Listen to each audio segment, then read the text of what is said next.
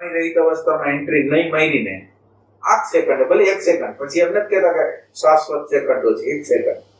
હવે આ જે સમય રહિત જે પલ છે ને, એ શું છે? ના, એટલે આ જગ્યાએ કામ જે કરવાની જગ્યા છે ને, આ છે. એટલે જે લોકો એટલે આધ્યાત્મની અંદર રિઝલ્ટ નથી, એનું કારણ શું છે? કે ઇન્સ્ટન્ટ અત્યારે સમય રહિત, એટલે અત્યારે સમય રહિતતામાં તમે 1 સેકન્ડને માટે 2 સેકન્ડને માટે પ્રવેશ કર્યો ને, ત્યાંથી તમારી એન્ટ્રી મળશે. તમે આજે અત્યારે નો શરૂ કર્યું તો કાલે થવાનો નથી. એટલે હવે તમને હું પ્રશ્ન કરું છું કે સમય રહિતતા શું છે, કે જેમાં એન્ટ્રી માર્યા વગર તમને ખબર જ નથી પડે ને. એટલે સાધકો, હારા સાધકોને આ પ્રોબ્લેમ છે. એટલે ઘણા લોકો એમ કહે છે કે આને વાર લાગે, અને તો ઘણા વર્ષો લાગે, એમ કેવા વાળો વર્ગ છે. અને એને લીધે એ બફરી બનાવી લે કે ઘણા વર્ષો થયા હોય, એ સાધનાએ બિચારો એની પોતાની ઈમાનદારીથી કરતો હોય, પરિણામ ના આવતું હોય, બફર મૂકતો હોય કે આને વાર લાગે. એટલે એના માટે આપણે આજે આ પ્રશ્ન ઉઠાવેલો છે કે સમય રહિતતા, ભલે આ સેકન્ડ 1 સેકન્ડ કે 2 સેકન્ડ સમય રહિતતામાં પ્રવેશ કરો છે, એ હવે શું છે? આજે સમય શોધાણો આપણે અત્યારે જે સમયમાં હાલી રહ્યા છીએ, એટલે હું જે સમયમાં હાલી રહ્યો છું, એ તો એક આર્ટિફિશિયલ ને મનુષ્યને આપેલો સમય છે. એક રિયલ સમય છે, એના વિશે તમે પેલા કયો તો અમને ખબર પડે ને કે આપણે કયા સમયની. અનરિયલ ની તો વાત કરો, કયો સમય તમે? આ સમય છે એ હું અનરિયલ, આર્ટિફિશિયલ સમય છે એમાં ના. એટલે ઈ કોને લાગુ પડે? ના, તો સમજવું હોય તો પછી પૂરેપૂરી સમજવું જોઈએ. તમે જે સમય, જે સમષ્ટિનો સમય તમે કહે છે, આ સમય કોને કહે છે?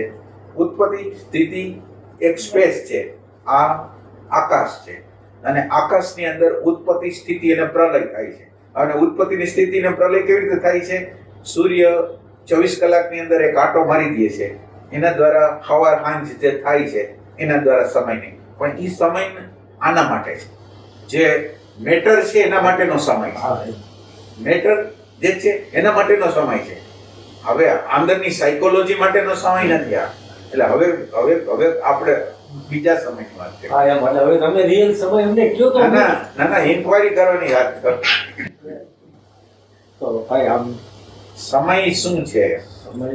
સમય તો એક ખરેખર કલ્પના છે.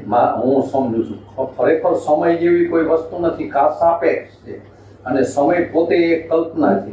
જ્યારે અસ્તિત્વ હોય તો પછી સમય નથી હોતો.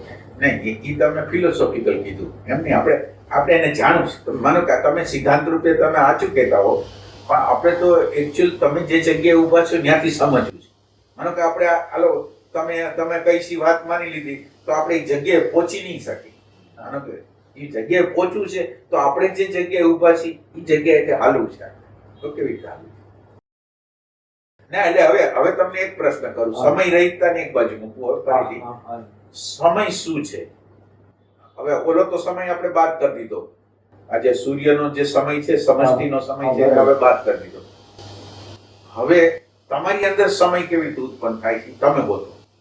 હવે આપણે સમય રહિતતાને એક બાજુ મૂકી દઈએ. સમય તમારી અંદર કેવી રીતે ઉભો થાય છે એ તમારે ગોતો પડે. સમય છે એ તો માઇન્ડ ને કનેક્ટેડ છે. માઇન્ડ નથી, નો માઇન્ડ થઈ ગયું તો સમય. ના, નો માઇન્ડ નહીં, આપણે માઇન્ડ. માનો કે કોઈ વ્યક્તિ સૂઈ જાય છે તો એ મૂર્છામાં વયો જતો હોય, જ્યાં જે હોય, તો એ ઉઠે છે તો એને કલાકો આમ એને લાગે છે, જ્યારે ઘડિયાળ સામે જોઈએ ત્યાં ખબર પડે છે કે હું આટલી કલાક સૂતો. બાકી એ એકચ્યુઅલી ફિલિંગ નથી કરતો કે આટલે કલાક કે ટાઈમ. એ તો જ્યારે ઘડિયાળનો કાંટો જોઈ માઇન્ડમાં જાય, સ્મૃતિમાં જાય, ત્યારે એને બતાવે કે આટલી કલાક સૂતો. એટલે ટાઈમ છે એ મનને આધારિત છે એવું લાગે. વિચારને તમને પ્રશ્ન હું કર્યો હમણાં, હું તો તમને એમ પૂછું, તમે આ બધો જવાબ આપો છો એ ફિલોસોફી. હું એકચ્યુઅલ તમારી આગળ સમય માંગુ છું કે તમારી અંદર સમય નામનું તત્વ તમારા માઇન્ડની અંદર કેવી રીતે ઉત્પન્ન થાય છે. એટલે તમે આ જે વાત કરો છો તો ફિલોસોફી, પણ હું તો તમને એમ કહું છું, તમને ખબર હોય કે ન હોય, તમારા આખો દિવસ દરમિયાન કોઈ ને કોઈ પ્રકારનો તમારી અંદર સમય હાલતો હોય છે. હવે એ સમય શું છે એ ખાલી તમારે શોધવાનું. તમારી અંદર સમય નામની વસ્તુ આવતી હોય. આ એક સાયકોલોજીકલ વસ્તુ છે. આ ઈગો છે એટલે ઈગો આપણો અહંકાર છે એની માનો કે તમે ઈગો ઈ જનરલ વસ્તુ છે. હવે ઈગોનું એક દ્રષ્ટાંત આપો કે એમાં સમય ઉત્પન્ન થતો હોય. ઈગોની અંદર સમય જે ઉત્પન્ન થતો હોય ઈ જોઈએ. એટલે આ બધું તો સ્પેસની અંદરની વસ્તુ માટે છે. એટલે આપણે સાયકોલોજીકલ સમય ગોતી છે. આ સ્થૂળ કામનાઓ છે, મેટર માટેની કામનાઓ છે. પણ આપણી અંદર સમય જે બને છે એને જોવાનો. એટલે સમય રહિત થવા માટે સમયની કોઈ દ્રષ્ટાંત કોઈ આપીએ છે. અંતઃકરણની અવસ્થા ક્યારેક સારી ખરાબ તો થતી હશે. ખરાબ થતી હોય ત્યારે શું થતું હોય ખાલી હું તમને કહું. સમય ઓછો કપાય, વાર લાગે. મારી વાતને તમે પેલા બરાબર સાંભળો. તમને ખરાબ પરિસ્થિતિ છે, મન બેચેન છે, ત્યારે તમને થાય શું? એમ તમે હવે તમારી જ વાત કરવાની, તમારે ફિલોસોફિકલ વાત નહીં કરવાની. તમે એ સમયે તમે શું ઈચ્છો છો એ આપણે જલ્દીથી હાલ્યું જાય તો આ આપણે વાત જલ્દી પતી જાય. ના, એટલે જલ્દી આ વસ્તુ વહી જાય. હા, મારી અંદર અત્યારે ક્રોધ આવ્યો છે તો જલ્દી વયો જાય. તમે બરાબર સમજો. સાયકોલોજીકલ આપણે વાત કરી છે. જ્યારે તમારા અંતઃકરણની અંદર કોઈ પ્રકારનો ક્લેશ થયો છે, માનો કે ઝઘડો થયો છે, અંદર ઝઘડો થયો છે, તો આ ઝઘડોની અશાંતિ હોય તો અશાંતિ કેવી ઝડપથી વહી જાય. એટલે અશાંતિને કાઢવા માટે આપણે કંઈક પાછું સોરી બોલી, બીજું કંઈક કરી, ત્રીજું કંઈક. પણ આપણે અત્યારે સમયની અંદર ચાલુ છે કે જલ્દીથી સમાધાન થઈ જાય, ઝડપથી વાતાવરણ બદલાઈ જાય. એ બધી વસ્તુ આપણે ઈચ્છીએ છીએ. આપણે જે ઈચ્છીએ છીએ ના, એટલે સમય તમે જ્યાં લગી સમયને નહીં ગોતો ને, તમારી આંતરિક સમયને તમે માંદા છો અત્યારે, અને માંદા છો અને તમે અંદર સતત રીતે વિચારો છો કે જલ્દીથી હું સારો થઈ જાઉં. એટલે આ સમયમાં તો હોતા જ નથી. તમે બરાબર છો. જ્યારે જ્યાં હોય છે એ સમયમાં જ નથી હોતા. એટલે નિરંતર સમય પ્રગટ થઈ જાય દરેક વખતે ને. એટલે આ સમયનો સાક્ષાત્કાર, તમારી અંદર જે સમય બને છે એનો તમે સાક્ષાત્કાર નહીં કરો ને, ત્યાં લગી સમય રહિતતામાં પ્રવેશ નહીં કરી શકો. એટલે આ વસ્તુ તમને ઈ ખબર નથી કે સમય શું છે. હવે તમે સમયને કાઢી શકશો એમ? ફિલોસોફી જે એક શબ્દ યાદ આવે છે, હા, બોલો બોલો. ટાઈમ ટ્રાવેલિંગની વાત એ ટાઈમ ટ્રાવેલિંગ નથી જોતું આપણે. ટાઈમ ટ્રાવેલિંગ ને તો ઈ પ્રકાશ વર્ષમાં જાય ને એ બધી સ્થૂળ વસ્તુ છે. આપણે તો સાયકોલોજીકલ આ બધું મેટર છે. આ જે પ્રકાશ વર્ષની અંદર 1,86,000 માઇલની ઝડપે જાય છે, એની એ બધી દ્રશ્યમાન વસ્તુ છે. આપણે તો સાયકોલોજીકલ જે વસ્તુ છે ને એને જ સમજવા. સાયકોલોજીકલ સમય જોઈએ છે.